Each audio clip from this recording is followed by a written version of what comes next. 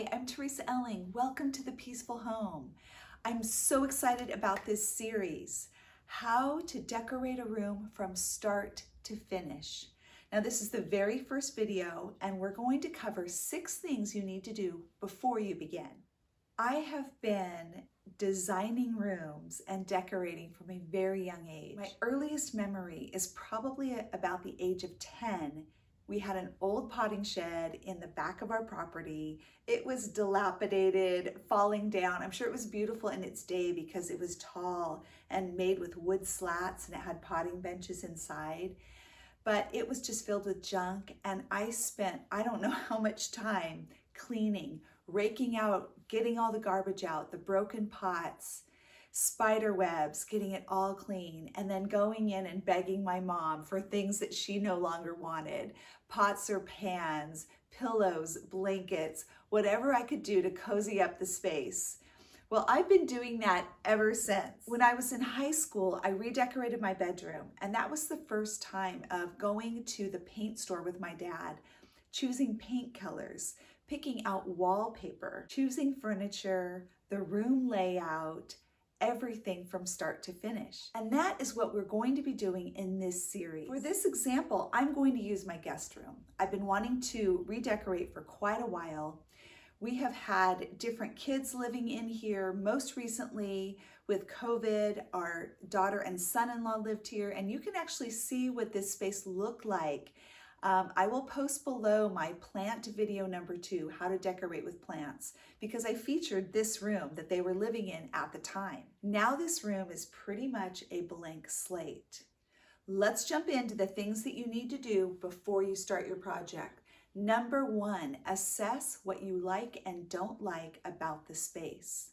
So starting off in here, I don't love the carpet, but I already know that's not in my budget, so that's not going to happen. I don't care for the drapes. The drapes are fine, but I really like ceiling to floor drapes. That's my preference.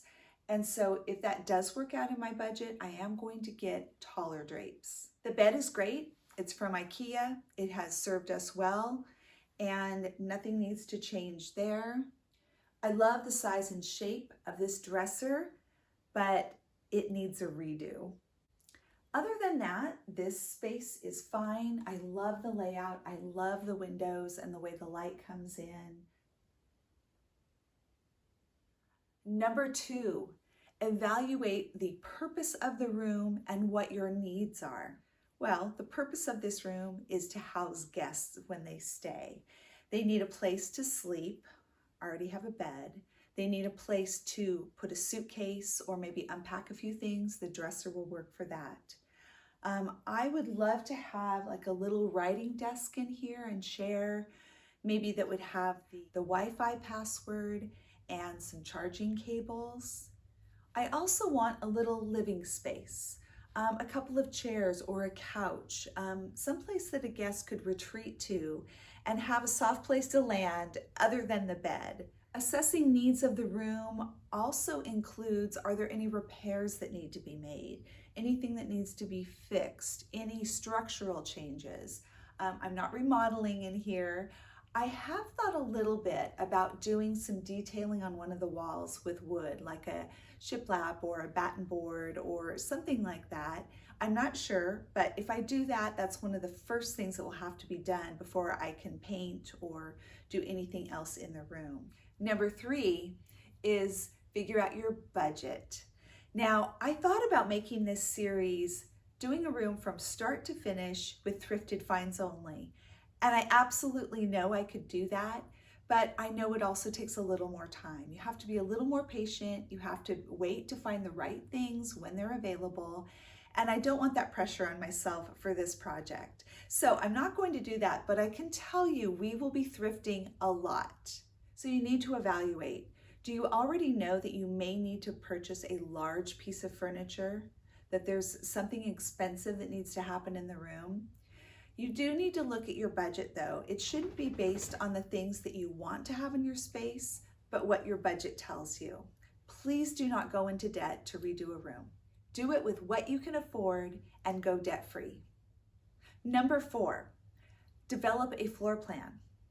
Now, I do this, I'm a little nerdy, I admit, and this might not be something you want to tackle, totally fine. But I have measured and done floor plans for almost every home we have lived in since I got married. I would painstakingly measure out each room. I would draw the space on graph paper to scale, usually 1 square to 1 foot, and then I would measure every piece of furniture. And using that scale, cut out little pieces of furniture and move them around on my board. That probably sounds crazy, but it helped me so much being able to envision the space, and when we were moving in, know where things could go and where they would fit, and know that absolutely my couch is not going to fit in this one space. I've got to have another plan. So that was really helpful for me. It certainly is not necessary. Even if you just want to drop a quick sketch that's not to scale, that can be super helpful. And then you can work out the details of whether something fits or not when you actually get it in the space. My daughter and son-in-law are getting ready to move this week into a new home. And here are the measurements I took of the main rooms in their house. And I know it looks like chicken scratch, so I tried to do a much better job when I measured this room. First thing is just to do a basic layout. Where are your windows? I do a double line for those. Where are your doors? And I show which way the door swings open. Then I measured the space. I just went around and measured each thing. So every door opening, every section of wall, a closet door, a window, whatever it was. And the reason I measure for windows is, although a window might be up high, you don't really want things blocking your window for the most part. Write down all your measurements on your floor plan. If you're interested in doing this, this is my current sheet. I've now moved to an advanced level because I no longer measure every piece of furniture and cut them out by hand. I found this Home Quick Planner. I bought it off Amazon. I will link it below, and this has saved my life. It has saved me so much time. It has 4 different sheets of peel and stick items that are common to any home. When we remodeled our kitchen downstairs, we actually used the Kitchen Quick Planner. This has counters and refrigerators and stoves. The bathroom one has everything you would need and multiple options, like 10 different sizes for bathtubs. So you're definitely gonna find what you need in this kit. It also has windows, doors, and walls, which are great for basic construction. But I also use these little squares just for maybe a miscellaneous size table. So even though it says table or sink or stove, as long as the measurements line up with your piece, you can use it. Comes with a nice glossy grid of graph paper for you to stick the pieces on. Now I just use regular graph paper because I do it so often and I just reuse all the little pieces. For now, my thinking is that the bed will stay where it's at. I will put a little seating area back in this corner. And then I envisioned a little, maybe a bench, kind of an entry where they could sit, take shoes off, coat rack, and then possibly the writing desk and chair. And I would leave the dresser in the closet as well. Now this is just a first draft. I can change it easily by just peeling up the pieces, moving them around.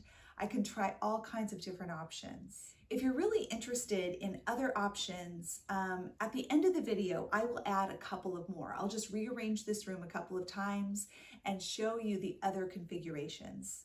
Number 5 is begin to gather inspiration for the space. You may already have a very clear-cut style. You might already know exactly what colors or patterns you want in your space, but often we're starting with no idea what we want to do. There are a couple things you can do to begin to dream and think about what this space might look like. Of course, I go on Pinterest. It's the first thing to begin to look at different ideas.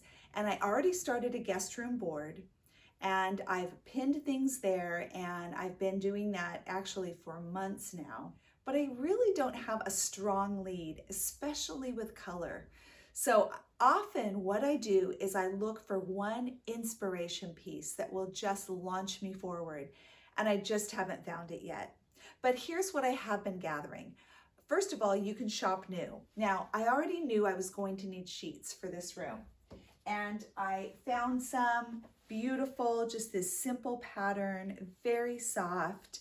And this was something I already needed. It's very neutral, so I'm pretty sure this is going to go with anything I choose. The second thing I do is thrift, of course. You've probably seen in some of my thrift hauls the lamp that I purchased, these baskets, which are just amazing. It's a set of 4 that can be used as tables, plant stands, trash cans. I'm not even sure if I'll actually use these in the space, but I love them enough to know that I would use them somewhere in my home. Also, this mirror, I really love it. We'll see if it ends up in here, but this is what I'm beginning to gather, a peg rack. And this is what gave me the idea of maybe having a spot with a bench and this above it. And so as you begin to gather just a few little things, it starts to formulate the vision in your mind. The other thing is to shop your house. Can you pull something in? I don't have it in my budget to buy a new couch for this space. So I'm wondering actually about taking a large piece that's in my office. It's really too big for the space. Maybe bringing that couch in here. So don't forget to look in all of your rooms and see if there's something that might do better in the room you're working on. Number 6, take before photos. You'll definitely want to remember what the space looked like before you got started. And this is your bonus tip. Declutter and get rid of the things that don't belong in the space or that aren't going to stay. Now, if you have a space that you're not really using, you can do that easily. If it's your current bedroom, you can't just take everything out. But you definitely know the things that aren't going to make it in your new design or just clutter that you need to get rid of. Go ahead and get rid of it now. Empty that all out after you do your before photos. Clear the space. That also helps you to visualize more what you want to do. So I hope you'll get started on these 6 things that you can do before you start your transformation. I don't want you to miss a single video in this series of decorating from start to finish. So if you haven't subscribed, hit that subscribe button. If you like this video, please hit the thumbs up. Stay tuned if you wanted to see the extra floor plans. Otherwise, have a great day and thanks for joining me on The Peaceful Home.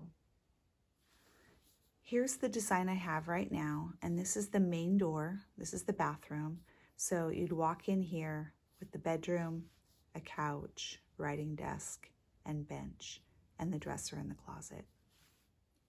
Here's another option. When you walk in, bed is in the same place. The couch is now over here.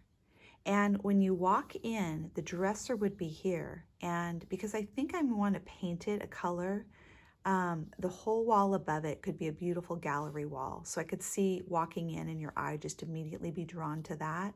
And then maybe a bench here in the corner under the windows. I also moved the little writing desk into the closet. For guests, you don't need a full closet. So as long as there's space to hang clothes, you really can utilize that space. I really think the dresser and writing desk could be interchanged. So this could be swapped out, still with an entry bench, bed in the same location. And instead of a couch now, I have 2 chairs and a little coffee table. In this one, I've angled the bed under the windows in the corner with a bench on the end, writing desk here in this corner, dresser here. Again, that's a full wall. So these 2 walls are going to be huge focal points, as well as the bed. And then a seating area here, which actually this really opened up a lot of space. Love seat, chair, corner table. You could even do a little bench or coffee table here. You could simplify by removing the chair and moving the love seat over a little bit. You again could move either the writing desk or dresser back into the closet to free up space. Tons of options. Here's the last option with the bed on this wall, nightstands, little bench under the corner window, dresser here, couple of chairs and a coffee table, writing desk. I haven't even gone through all of the options that you could have here. There are so many. I would like to point out though that this is just a starting place. Once you get your furniture into the space, you will actually see what it looks like. And best laid plans, sometimes they look great on paper and then you bring the furniture in and you just go, this isn't working. So as long as you're flexible to switch things around, you will usually come to an arrangement that you like. I hope this was helpful. If you have any questions, please comment below. Let me know. I would love to hear what kind of spaces you're working on right now. Have a great day, and thanks for watching.